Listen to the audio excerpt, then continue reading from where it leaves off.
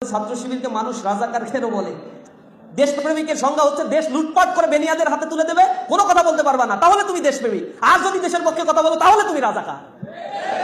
আওয়ামী লীগ আমাদেরকে রাজাকার বলতো, কিন্তু যখন জনগণের তোপের মুখে পড়ছে তখন হিন্দুস্তানে গিয়ে পলাইছে কেন?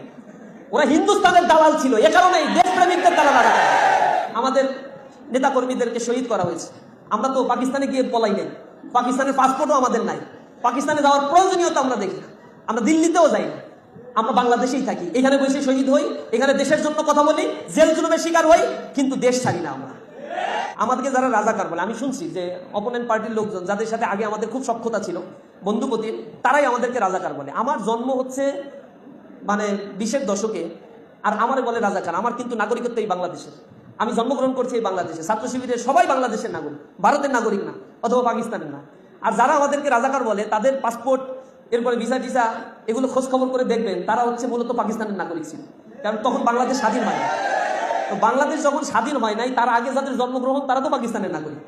যে পাকিস্তানের নাগরিকরা আমাদেরকে বলে আমরা নাকি পাকিস্তানি, সহ্য করতে পারে না আমাদেরকে এইটা বলে। এর কারণটা হচ্ছে আমরা দ্বীন ইসলামের কথা বলি, তাদের ওই ভাগায় কম পড়ে।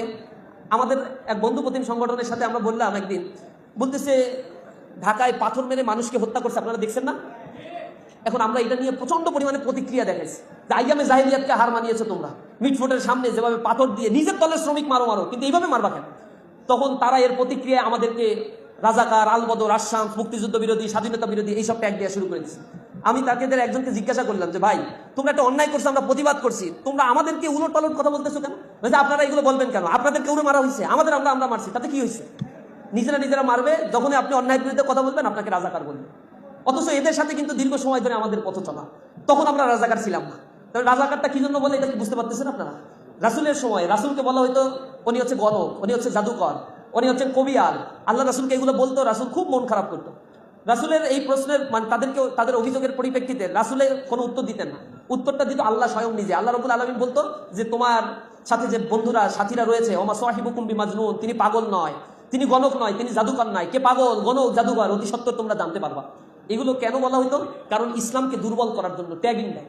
ইসলামী ছাত্র শিবিররা বলতে পারে না যে ওরা ধর্ষক, বলতে পারে।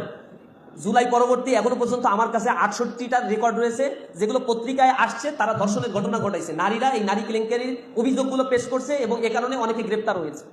এরপরে আমার জুলাই পরবর্তী এই পর্যন্ত আমার কাছে রিপোর্ট আছে 169 জনকে হত্যা করছে তারা, নিজ দলের নেতাকর্মী মারামারি কাটাকাটি করে 169 জনকে তারা হত্যা করছে। এই যে হত্যা, ধর্ষণ, সাদাবাজির হিসাব আর বলা লাগবে না, এগুলো বাংলাদেশের প্রত্যন্ত অঞ্চলগুলোতে যান। এগুলো নিয়ে আমরা কথা বলি কেন? এগুলো আমরা কিছুই বলতে পারবো না।